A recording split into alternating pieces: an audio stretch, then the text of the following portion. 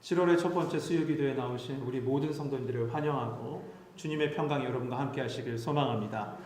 특별히 조금 오늘은 이 장마가 소강 상태에 들어갔지만 본격적인 장마가 시작된 것 같습니다.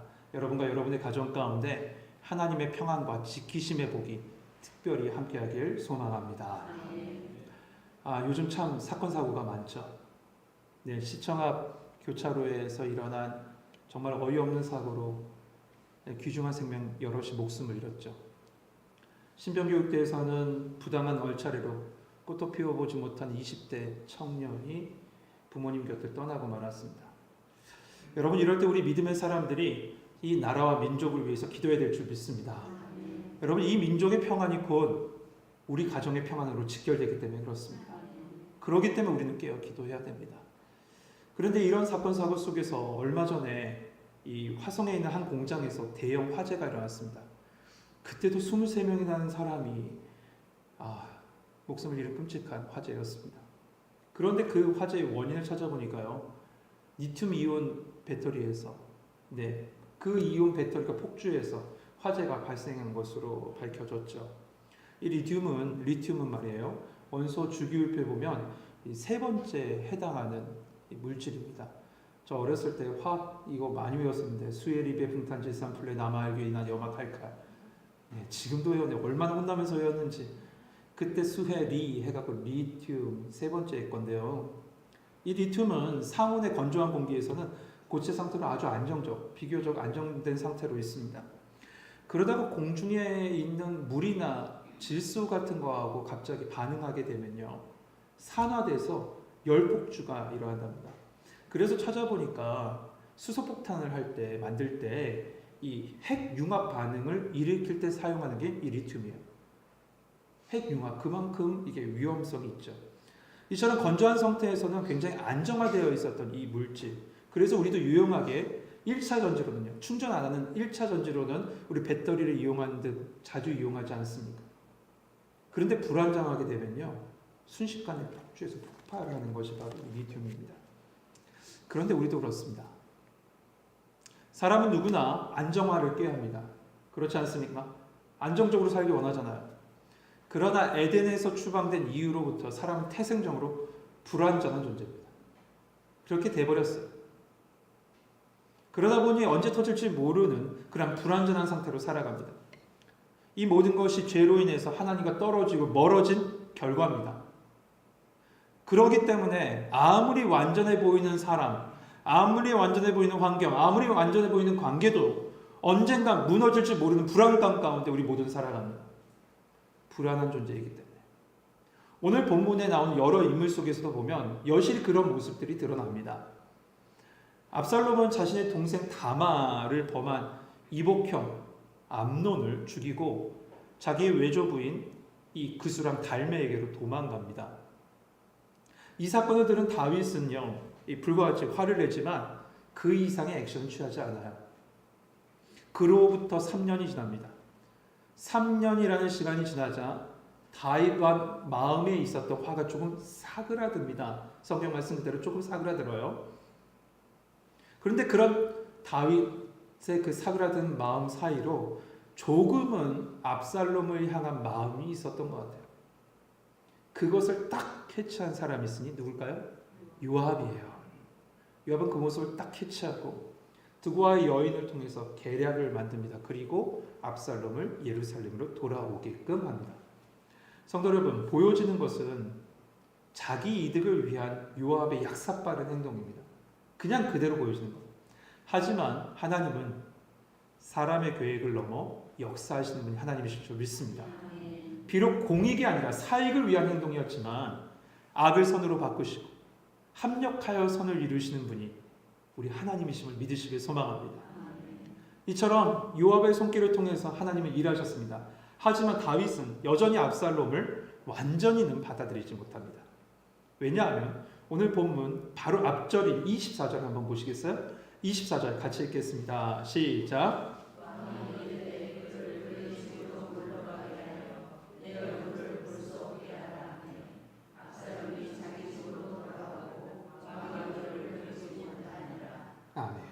오늘 본문 24절을 보면 다윗은 압살롬을 만나주지 않습니다.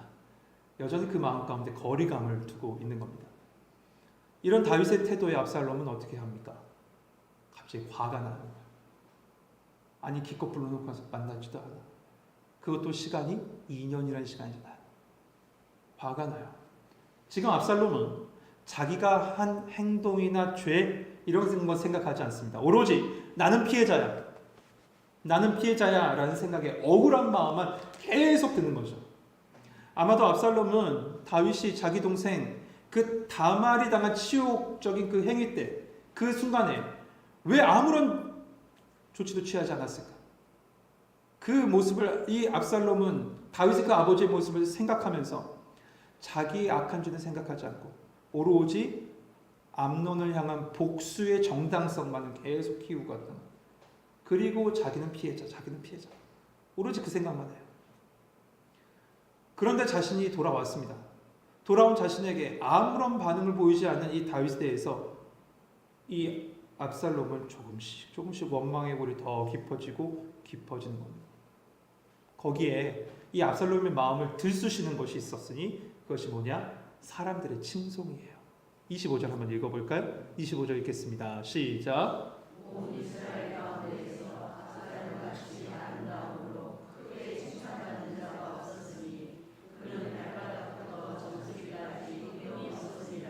아멘.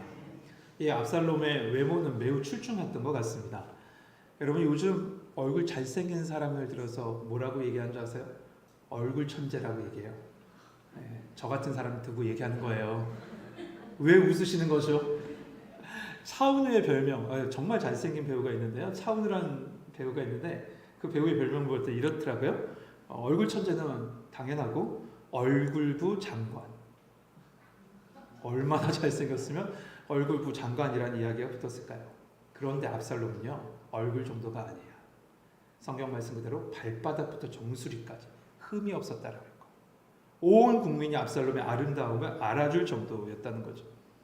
그런데 그런 압살롬의 아름다운 그 외모 가운데서 특별히 두드러졌던 부각되는 부분이 있었는데 그게 어디냐면 머리카락입니다.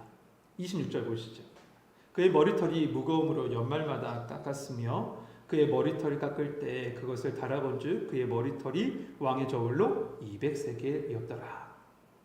당대의 외모를 평가할 때 이 머리털은 아주 중요한 요소 중에 하나였다라고 합니다. 특히 유대인들은요 머리카락 이 자체를 어떻게 생각하냐면 미, 힘, 용기 이것의 상징으로 생각했어요. 아마도 이 삼손 스토리를 이야기하고 생각하시면 그곳에서 힌트를 얻으실 수 있을 거예요. 그런데 그 머리카락의 이 압살롬의 머리카락의 무게가 얼마나 무거웠는지 성경 무거웠다라고 아예 딱 기록하고 있어요. 이 말은 뭡니까? 그의 힘과 용기와 미가 그만큼 매우 탁월했다라는 것을 이야기하죠. 그런데 여러분 단순하게 보여지는 모습만 그런 게 아니라 실제로도 무거웠습니다. 얼마나 무거운지 성경에서는 구체적으로 그 머리카락의 무게까지 딱 써놨어요. 몇 세겔이에요? 200세겔. 네. 1년 동안 기른 머리를 잘랐을 때 무게가 200세겔입니다. 이 200세겔을 킬로그램으로 환산했을 때 몇 킬로냐면 2.3kg이에요. 그런데 보통 사람들이 1년을 자란 머리를 잘랐을 때 몇 g이냐면 500g. 그러니까 보통 사람의 5배가 무거웠던 거예요. 이 압살롬의 머리카락은요. 그렇다면 여러분 왜 유독 압살롬의 머리카락은 무거웠을까요?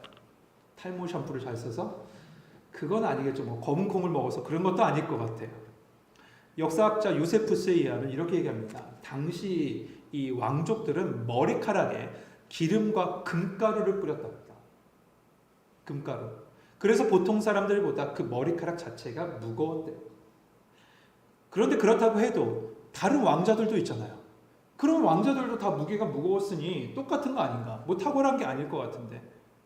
그런데 이 압살롬은 그보다 훨씬 탁월할 정도로 굉장히 외모가 출중했다라는 것을 이렇게 말해주고 있는 겁니다. 그런데 이 외모의 모습은 결국 무엇으로 상징하냐면 그는 왕의 제목이다. 다윗 왕을 이을 왕의 제목이다라는 것을 이야기하고 있어요. 사람들은 그렇게 보고 있었던 거죠. 그때나 지금이나 사람들은 똑같습니다. 외모로 판단합니다. 네, 외모로 판단해요. 그런데다가 27절 보면 이스라엘 왕국을 안정적으로 이끌 자녀들까지 있었죠.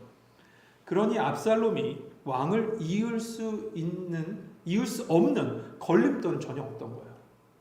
그가 왕이 되지 말라는 걸림돌은 전혀 없었던 거죠. 거기에다 딸까지 아름다웠다고 하니 정말 압살롬은요, 모든 것을 다 가진 사람처럼 오늘 본문에서 보여집니다. 그런데 그에게 딱 한 가지 부족한 것이 있었습니다. 그게 뭐냐면 아버지의 인정. 아버지의 인정을 받지 못해요. 다윗은 압살롬이 돌아온 지 2년이 지나도 단 한 번도 만나주지 않았다고 했어요.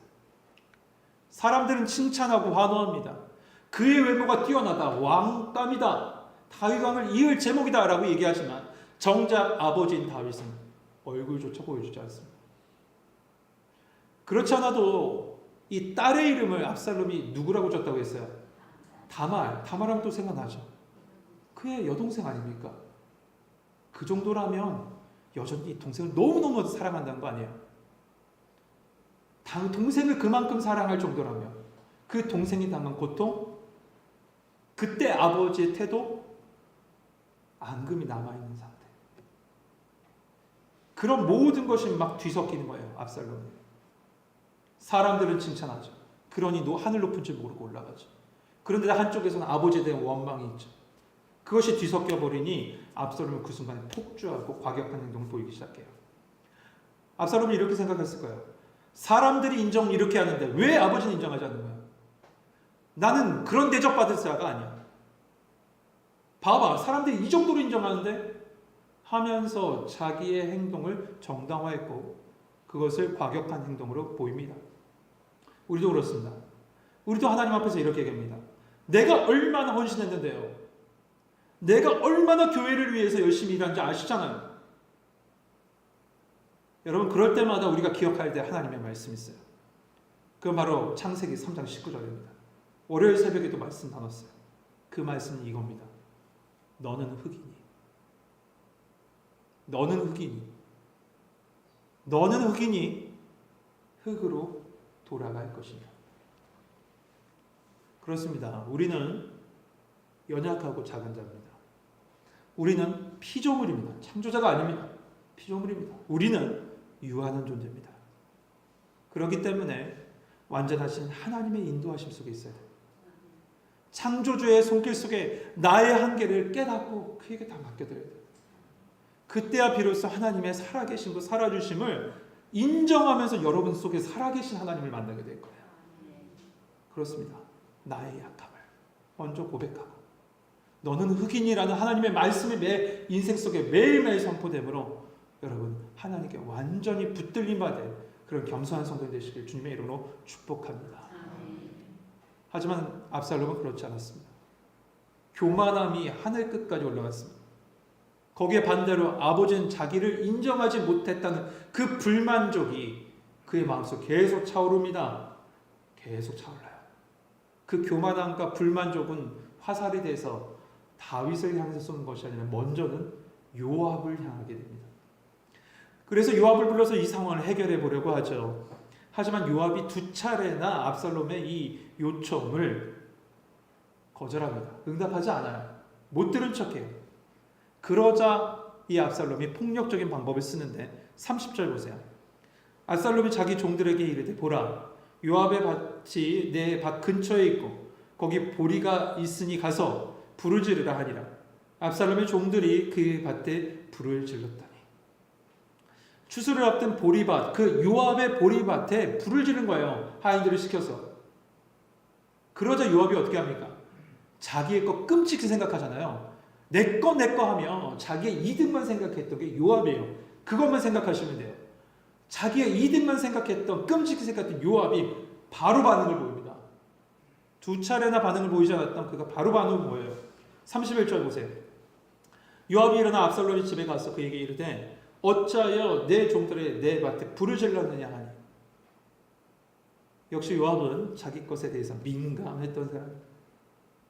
급히 압살롬을 찾아온 이 요압이요, 왜 이런 짓을 벌이고 있냐라고 묻는 거예요. 그러자 압살롬이 대답하죠. 32절, 여러분 길게 읽으시면 고생하셨죠. 제가 간단하게 요약해 드릴게요. 이 말이 이거예요.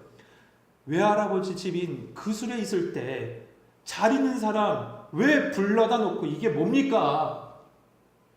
그냥 아버지한테 얘기해서 내가 죄가 있으면 날 죽이라고 하세요. 요압한테 이렇게 얘기한 거예요. 그러자 화들짝 놀란 요압이 이 모든 이야기를 왕인 다윗에게 가서 합니다. 이러한 이야기를 다 해요. 그러자 다윗이 드디어 압살롬을 부르죠. 그리고 만나요. 둘의 만남은 몇 년 만에 만났을까요? 5년 만에 만났죠. 암논을 죽이고 그술에 도망간 지 3년. 그리고 예루살렘에 돌아왔지만 아버지를 못 만난 지 2년. 총 5년 만에 만난 거예요. 아들과 아빠가 5년 만에 만났던 거예요. 압살롬은 왕인 다윗 앞에 엎드려 절합니다. 그러자 왕은 압살롬에게 입을 맞추죠. 여기까지만 딱 보면 이 모든 문제가 이제 잘 해결됐구나. 그동안 쌓였던 가족 관계가 다 이제 해결됐네 라고 그렇게 보입니다. 그러나 여러분 다음 주에 보겠지만 이때에도 압살롬은 이미 마음속에 반역을 꾀하고 있었습니다. 그래서 마지막에 다윗이 입맞췄다라고 했는데 서로가 입맞춘 거지 않겠습니까? 서로가 입맞췄는데 저는 이 입맞춤이 마치 예수님을 팔아넘겼던 가룟 유다의 겟세마네의 마지막 입맞춤이 아니었나 그렇게 생각이 되어져요. 사단이 가룟 유다의 마음속에 예수님을 팔려는 생각을 넣었던 것처럼 사단은 지금 교만함과 죄악의 씨를 압살롬의 마음에 넣고 지금 반역을 준비하게 한 겁니다. 성도 여러분, 오늘 본문에요 많은 인물 나오지 않습니다. 딱 3인물 나옵니다. 누구 나옵니까? 다윗, 요압, 압살롬 3인물이 나오죠. 다윗은요 하나님의 방책으로 돌아오게 된 압살롬을 받아들이지 못합니다. 그는 불완전한 용서자였습니다. 아들을 받아들이지 못하는 불완전한 용서자였습니다. 요압은 어떻습니까? 요압은 진정성이 없이 오로지 자기의 이득만으로 움직이는 불완전한 중재자였습니다. 그럼 압살롬은요? 그는 진실하지 못한 불완전한 회개자였습니다. 회개를 진정으로 한 게 아니라 불완전한 회개자예요. 결국 성경에 나와 있는 오늘 읽었었던 이 본문 속에 사람들이 나오는 이 세 인물을 보면서 그 누구도 완전하지 못하다. 사람은 그 누구도 완전할 수 없다라는 것을 우리 가운데 가르쳐주죠. 심지어 예수님을 예표한다는 다윗조차도 그랬습니다. 그 또한 불완전한 용서자였습니다. 이처럼 여러분 우리는 불완전한 인생 가운데 있습니다. 그렇기 때문에 우리에게는 진정한 용서자, 완전한 용서자, 진정한 중보자, 완전한 중보자, 진정한 속량자, 완전한 속량자가 필요합니다. 그분은 단 한 분밖에 없어요. 우리 예수님밖에 없어요. 정말 그렇지 않습니까? 사람을 보며 세상을 볼 때 만족함이 없어요. 나의 하나님 그분을 볼 때 만족할 수 있지 않습니까? 그렇습니다. 오직 예수님밖에 없습니다. 그러니 무너진 인생의 정답은 어디에서 찾으시겠습니까? 그러니 무너진 관계를 회복할 분은 누구겠습니까? 오직 예수님밖에 없습니다. 여러분 오늘 이 시간에 기도하는 이 시간 말입니다. 오직 주님만 의지하고 기도합시다. 내 이 불완전한 인생, 오늘 제목이 그래서 불완전함이에요. 이 불완전한 인생, 안전하고 평안 속에 이끄실 분은 완전하신 예수님밖에 없다는 거예요. 그분 의지해서 이야기하는 거예요. 사람 의지해서 이야기하는 게 아니라, 사람에 기대서 이야기하는 것도 아니고, 사람에게 붙어 있는 것도 아니에요. 오직 그분께 붙어 있어서 말하는 거예요. 주님 도와주십시오. 나는 불완전합니다. 나는 연약합니다. 나는 유한합니다. 그런 주님 도와주십시오. 그분께 의지하고 그분을 붙잡고 기도할 때 완전하신 하나님의 용서와 회복과 치유와 평안이 우리 가운데 있을 줄 믿습니다. 우리 찬송가 369장 찬양하시면서